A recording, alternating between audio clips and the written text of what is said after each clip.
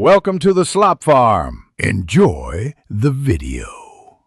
In this video, I will explain how to file quarterly percentage tax online using BIR Form 1701Q.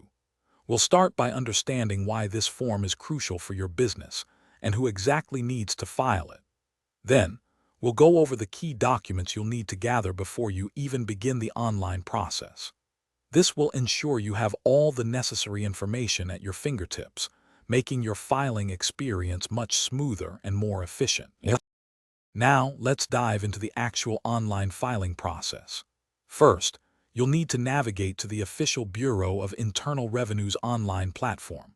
Once there, you'll accurately input your financial data into the electronic version of Form 1701Q. This includes your gross sales or receipts for the quarter. Remember to double-check every single entry for accuracy before moving forward. A small error can lead to significant issues later on, so precision is key. After accurately filling out your form, the next step is payment and submission. You'll be presented with various payment options within the online system.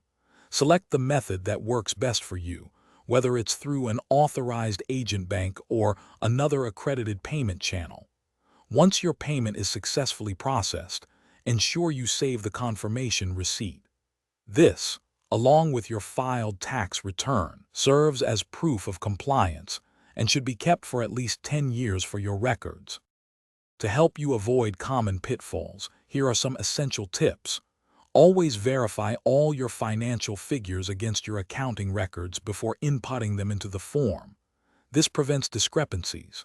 Secondly, make sure to file your tax return promptly, ideally several days before the deadline, to avoid any late filing penalties or surcharges, which can be substantial. Finally, maintain organized records of all your past tax filings and payments for easy reference and future audits.